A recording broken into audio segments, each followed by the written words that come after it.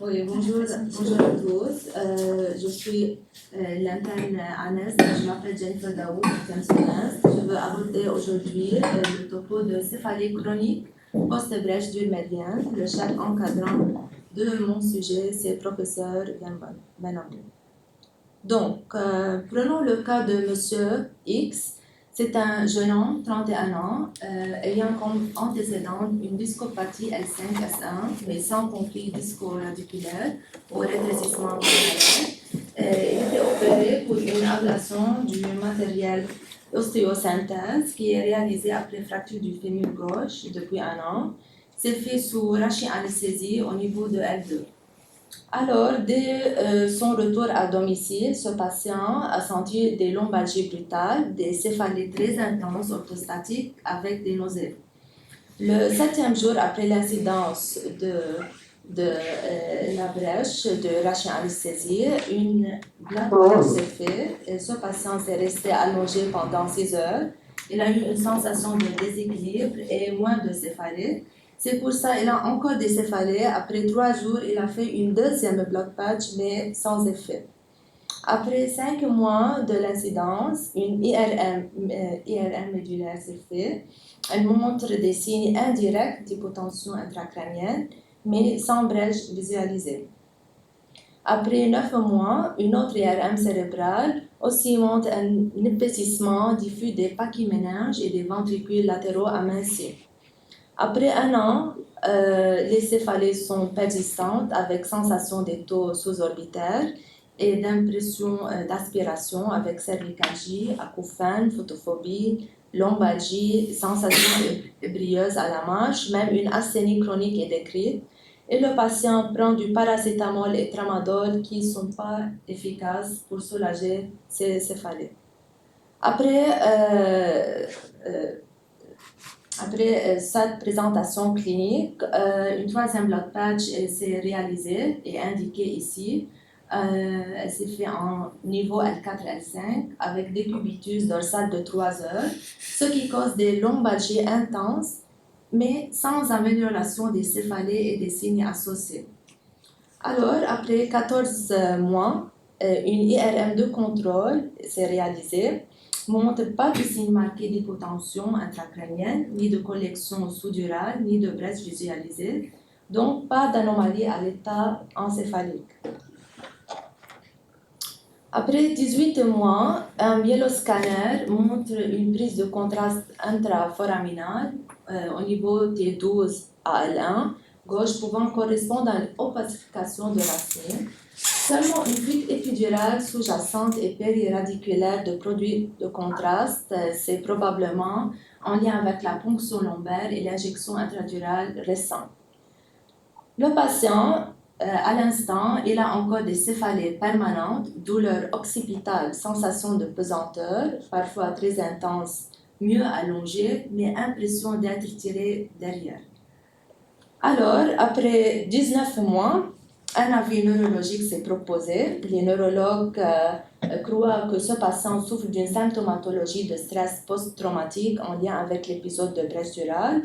Il s'est recommandé un traitement par duloxétine associé à la mélatonine le soir. Aussi, un bloc du nerf grand occipital s'est recommandé. Ils ont mis une injection de corticoïdes et un patch de Versatile qui est lidocaïne 1%.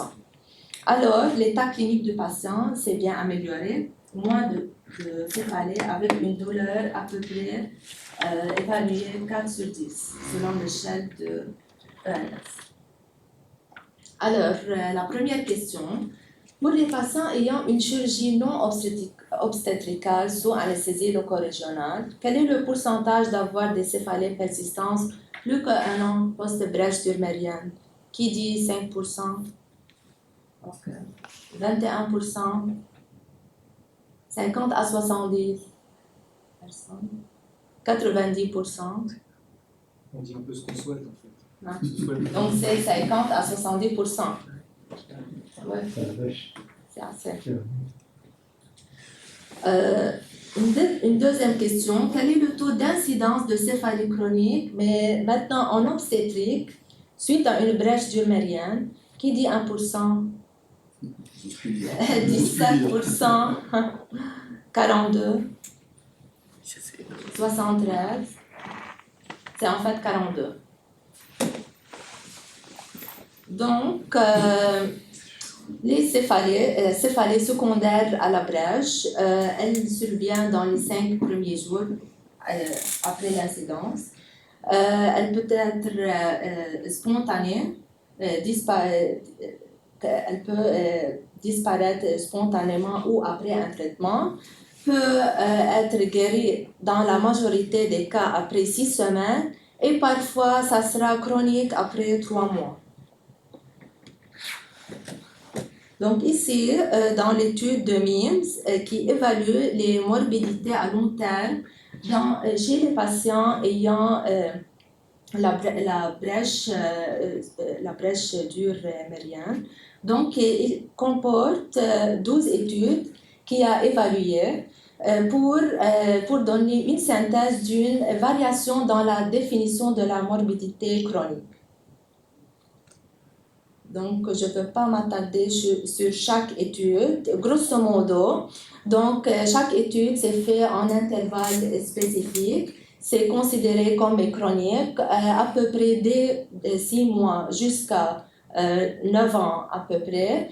Chaque étude considérée comme la morbidité chronique comme une apparition des symptômes, soit que céphalée, lombalgie et bien d'autres, qui durent à peu près plus qu'une semaine et qui persistent plus qu'un an. De même, ce sont les études qui sont analysées par MIMS. Il a remarqué que les symptômes aussi sont présents plus qu'une semaine dans toutes ces études après l'accouchement jusqu'à 3 mois ou jusqu'à 9 ans. Ça diffère. Même autres symptômes comme les symptômes de dépression, symptômes de lombalgie sont apparus. Donc, ça persiste plus que 18 mois. Si on peut regrouper toutes ces études dans un schéma, ici, ce schéma représente le pourcentage de céphalées dans toutes ces études dans les études obstétricales. Donc, l'axe d'abscisse montre la durée, les années. Donc, je ne sais pas si vous pouvez voir, c'est à partir de G0 de l'accouchement jusqu'à 9 ans postpartum. Et l'axe des ordonnées, ça représente le pourcentage de céphalées dans chacune de ces études. Si on prend un intervalle entre de G0 jusqu'à 6 mois à peu près, il y a quelques études, quelques articles qui mettent en évidence qu'il y a à peu près, la majorité, un taux moyen de 57% de céphalées qui persistent dans cet intervalle. Dans l'intervalle entre 6 mois jusqu'à à peu près 5 ans, on a d'autres études qui montrent qu'il y a une diminution de pourcentage des céphalées de 59% à peu près 30% qui persistent durant cet intervalle. Et il y a peu de données, il y a seulement ces 2 articles qui montrent que les céphalées, même à 7%, peuvent persister jusqu'à une marge de 9 ans. Si on peut regrouper tout ça pour retirer une petite synthèse, on peut avoir 7 courbes là on peut avoir 60% à peu près de céphalée chronique dans les premiers 5 jours et 7 jours après l'accouchement, et bien cette courbe qui diminue progressivement avec le temps jusqu'à atteindre à peu près 10% des patients ayant des céphalées chroniques à long terme. Mais ça reste une hypothèse. L'étude de Kaplan évalue la qualité de vie et la capacité du travail chez les patients ayant la céphalée post-brèche dure mérienne. Dans le premier graphe montre que à peu près il y a 40% des patients ayant des céphalées chroniques qui persistent plus qu'un an jusqu'à 3 ans. Et dans l'autre graphe, montre qu'à peu près plus que 50% des patients ayant des céphalées positionnelles, mais il y a d'autres assez nombreux de patients ayant pas le caractère classique positionnel des céphalées, qui peut être non positionnel. Et le dernier graphe montre qu'il y a assez de patients, à peu près 40%, qui sont incapables de travailler dû à ces céphalées assez douloureuses. Revenons à l'étude de Mims. Cette étude résume tous les résultats. Donc ici, c'est pas bien présenté. Ici, il y a à peu près 40% des patients ayant des céphalées, même avec le blood patch, qui ne sont pas encore soulagés. Mais c'est par contre du côté de lombalgie, les lombalgies.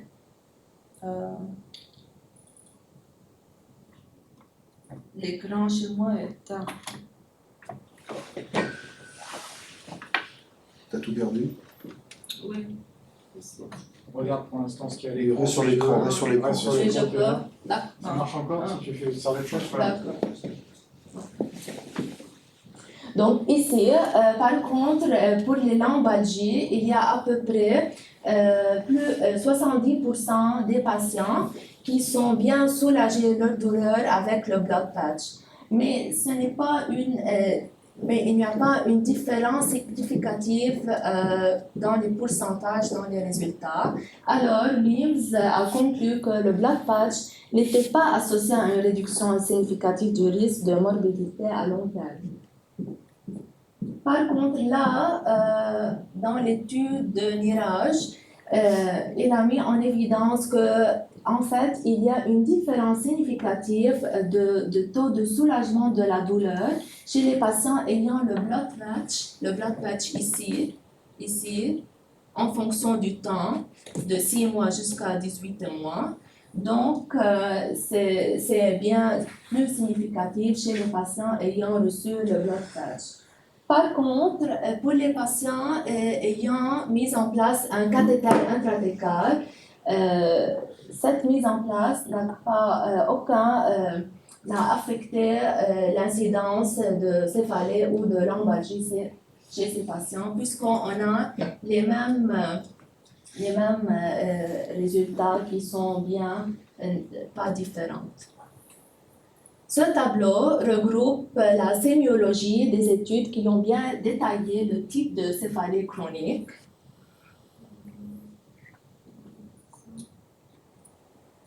D'accord.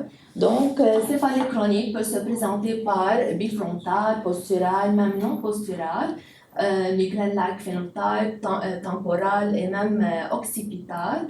On peut avoir des symptômes associés à ces types céphalées chroniques comme la photophobie, nausées, raideur de nuque, surdité temporaire et lombalgie. Et bien, quelques-unes, ils ont mis en évidence l'efficacité du traitement des céphalées chroniques par le bloc du nerf grand occipital.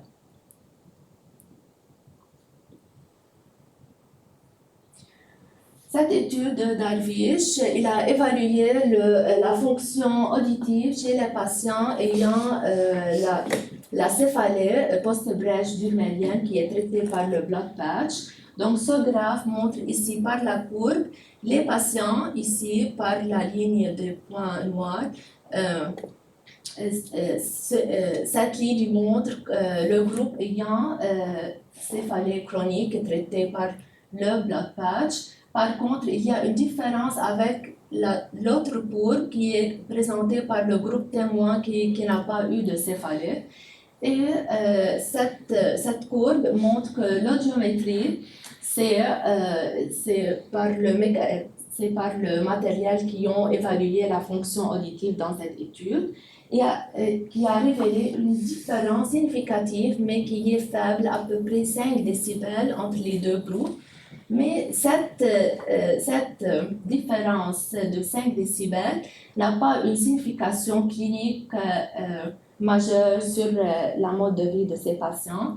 Eh bien, c'est fait sur 5 ans, après 5 ans de postpartum. Autre symptôme associé à la céphalie chronique, c'est évalué par CAPAM dans cette étude.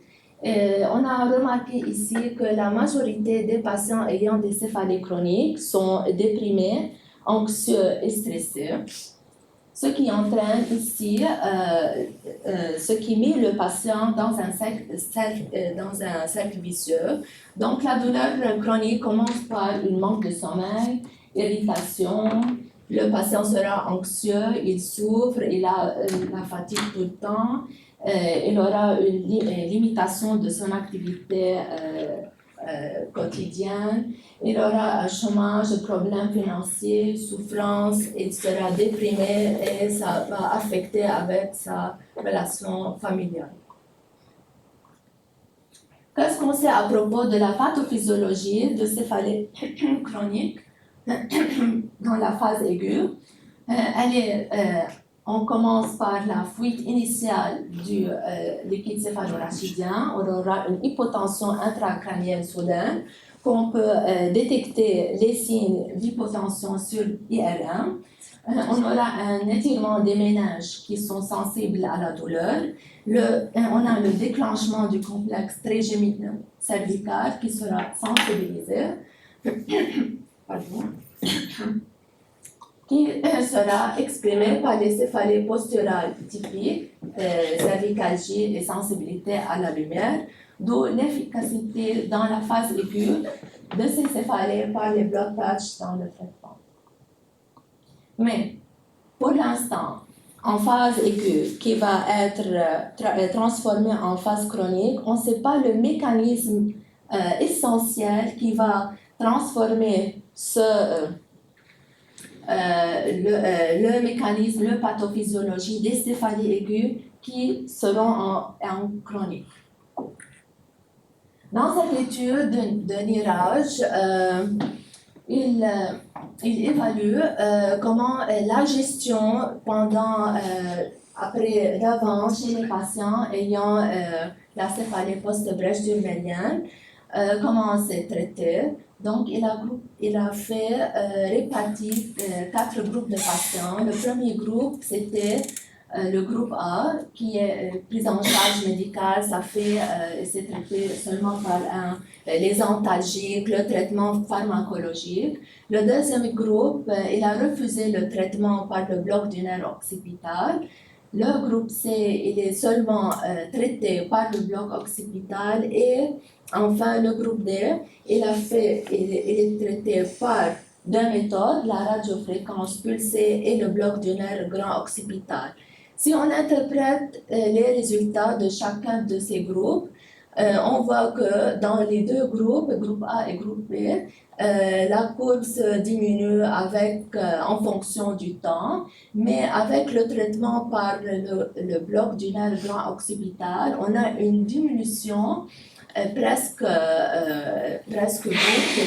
de l'efficacité de soulagement des céphalées chez ces 2 groupes de patients. Ce qui montre l'efficacité du bloc nerf grand occipital. Revenons au cas clinique de M. X.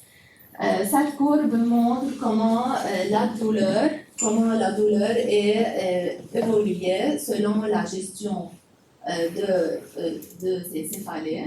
Donc, ce patient, il a pris 3 fois de blood patch et enfin, il a pris le bloc du nerf occipital. Ici, on remarque une diminution brute de la douleur avec une valeur de douleur de 4 sur 10 selon ENS.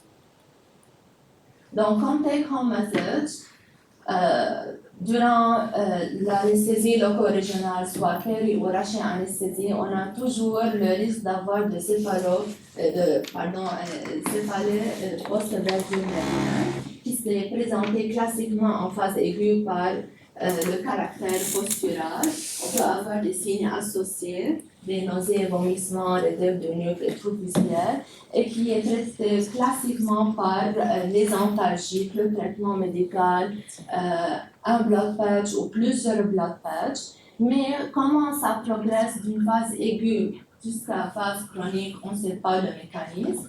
Selon les études, on sait qu'il y a 42% des patients en obstétrique que ces céphalées persistent à peu près entre 1 à 2 ans et 74,3% pour les patients ayant des chirurgies non obstétricales.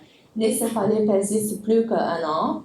Donc, sa présentation peut être posturale ou non posturale. Des signes associés, on doit prendre en considération lombalgie et surdité. Et le plus important, de prendre en considération le mode de vie, la dépression, l'anxiété et le stress du patient. Alors, plus tard, on ne sait pas si l'incidence des céphalées va réduire ou ça persiste avec la gestion de ces céphalées, peut-être par le bloc du nerf grand occipital. Merci.